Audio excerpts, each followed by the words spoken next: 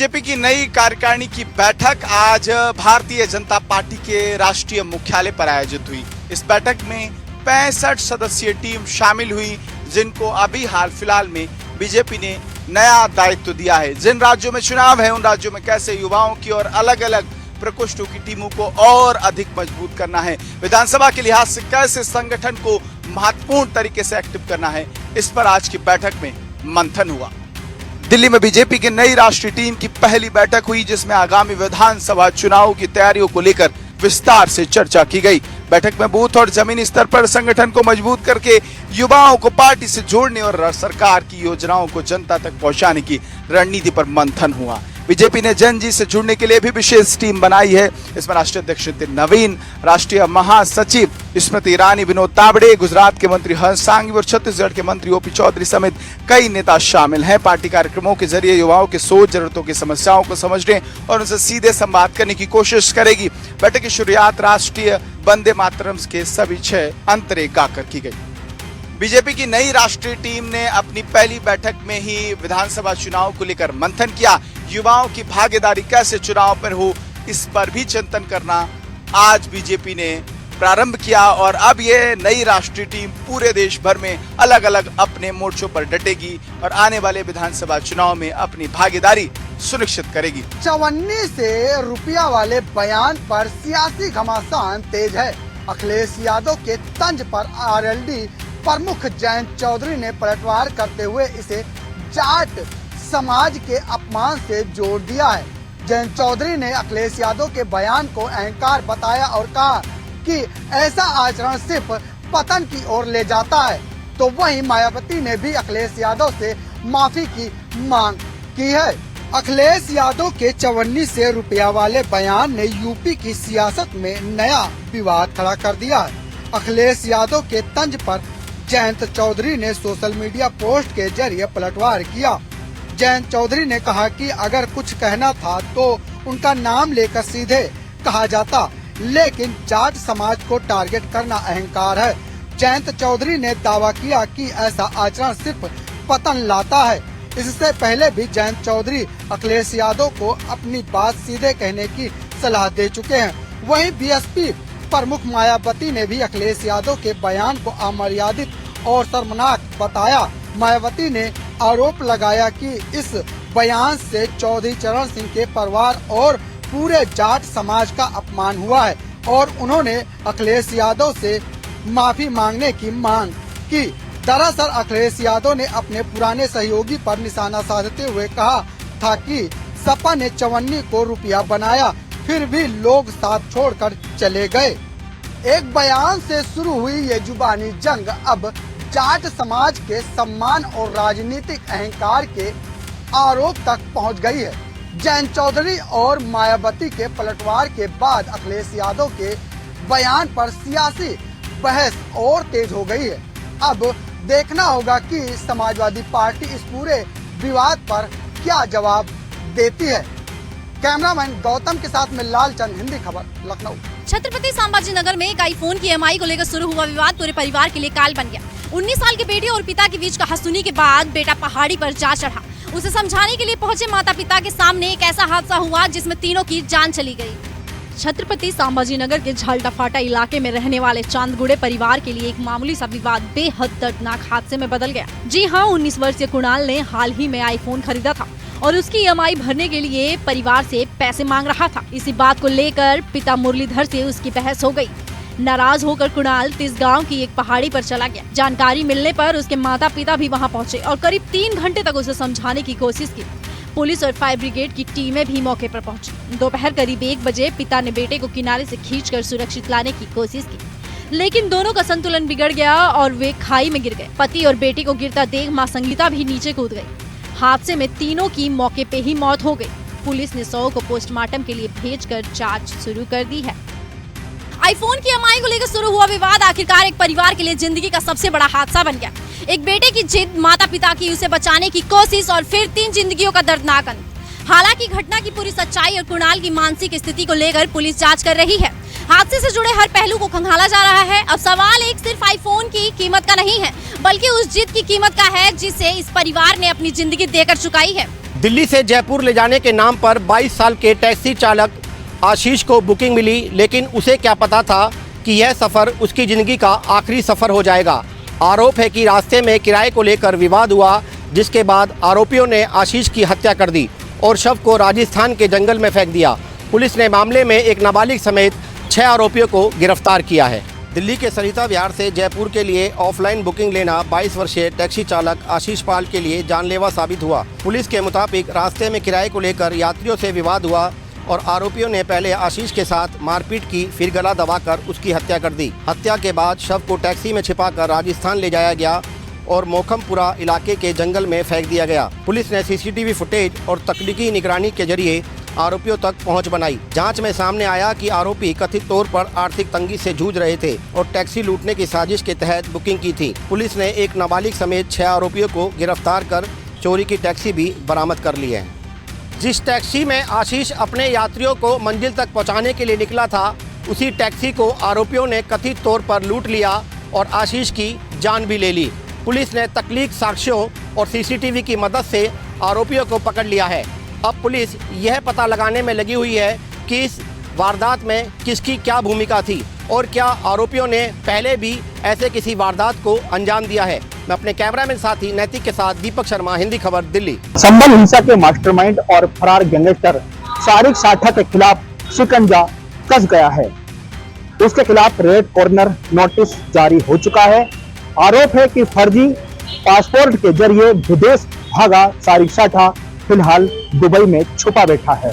Interpole के जरिए उसकी गिरफ्तारी और भारत प्रत्यर्पण की कोशिशें तेज हो गई हैं। संभल में 24 नवंबर 2024 को हुई हिंसा के मामले में फरार चल रहे सारिक साठा के खिलाफ रेड कॉर्नर नोटिस जारी किया गया है।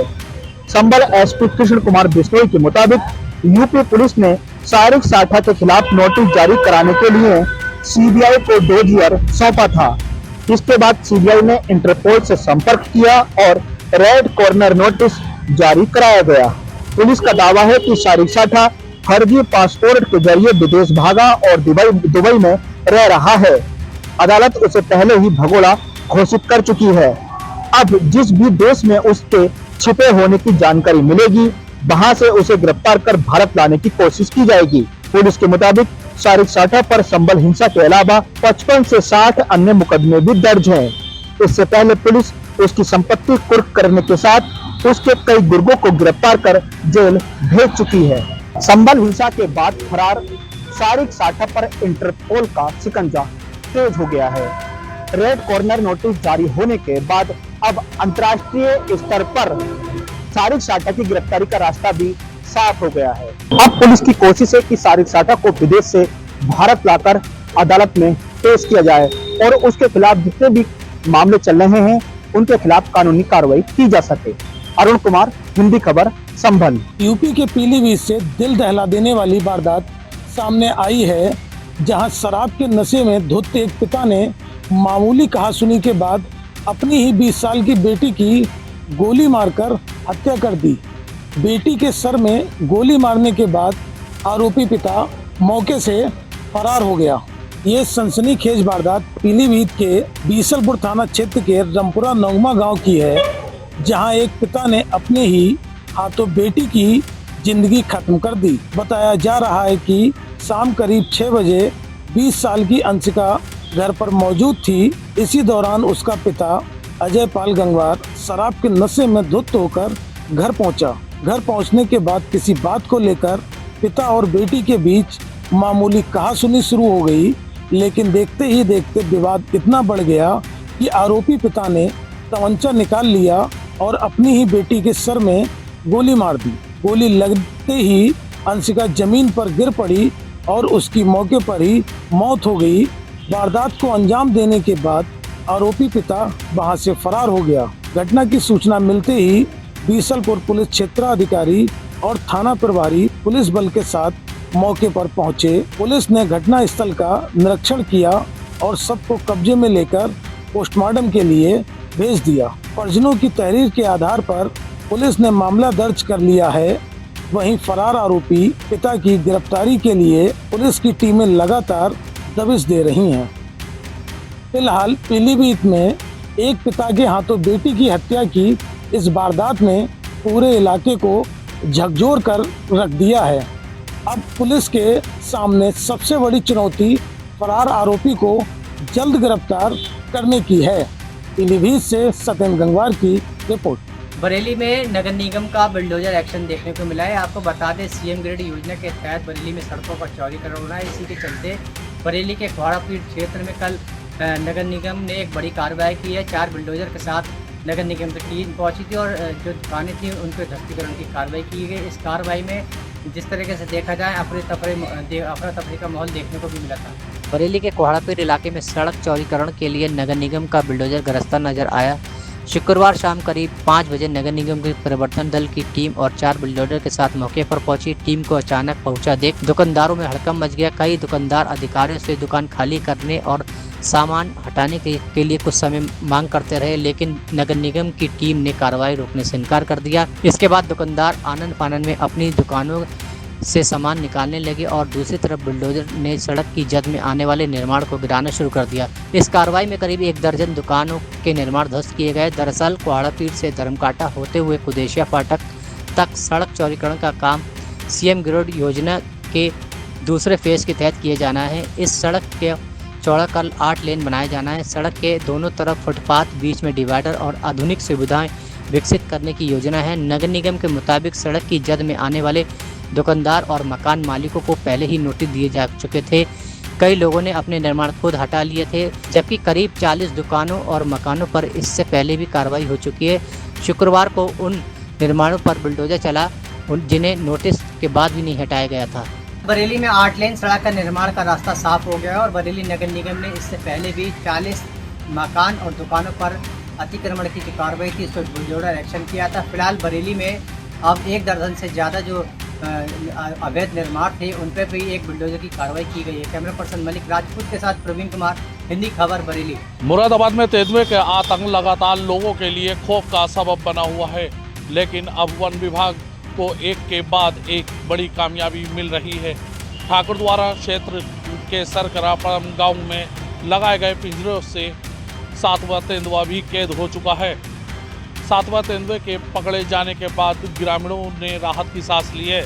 ये तस्वीरें मुरादाबाद के ठाकुरद्वारा इलाके की है, जहां तेंदुए के खौफ के बीच वन विभाग लगातार रेस्क्यू ऑपरेशन चला रहा है।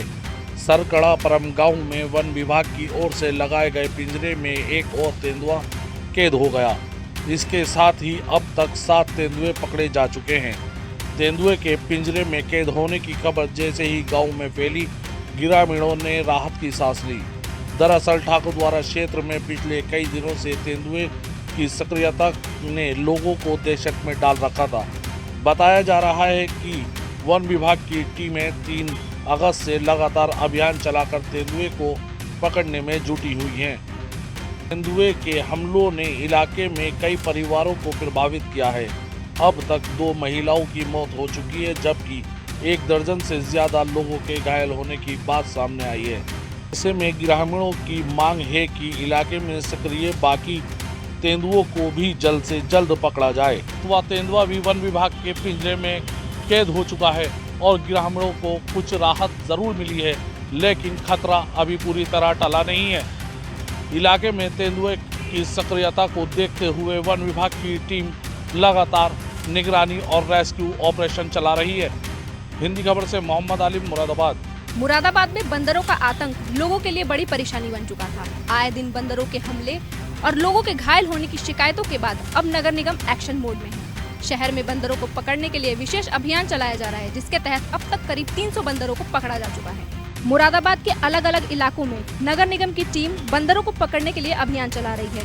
इस अभियान के लिए बाहर से विशेषज्ञ टीम को बुलाया गया है, जो घनी आबादी वाले इलाकों में बंदरों को पकड़कर सुरक्षित तरीके से रेस्क्यू कर रही है। दरअसल शहर में बंदरों की बढ़ती संख्या के कारण राहगीरों और स्थानीय लोगों को काफी परेशानी का सामना करना पड़ रहा था। राह चलते लोगों पर हमला, घरों और गलियों में उत्पात मचाना ये आम बात हो गई थी। कई लोगों के घायल होने की शिकायतें भी लगातार सामने आ रही थी, जिसके बाद नगर निगम ने बंदरों को पकड़ने का अभियान तेज कर दिया, जिसके तहत अब तक करीब 300 बंदरों को पकड़ा जा चुका है और ये कार्रवाई अब भी जारी है। मकसद साफ है, शहर के लोगों को बंदरों के आतंक से राहत दिलाना। फिलहाल मुरादाबाद में बंदरों को पकड़ने का ये अभियान लगातार जारी है। नगर निगम की कोशिश है कि ज्यादा से ज्यादा प्रभावित इलाकों को कवर कर लोगों को इस समस्या से राहत दिलाई जा सके। अब देखना होगा कि नगर निगम का ये अभियान बंदरों के बढ़ते आतंक पर कितना प्रभावी रोक लगा पाता है।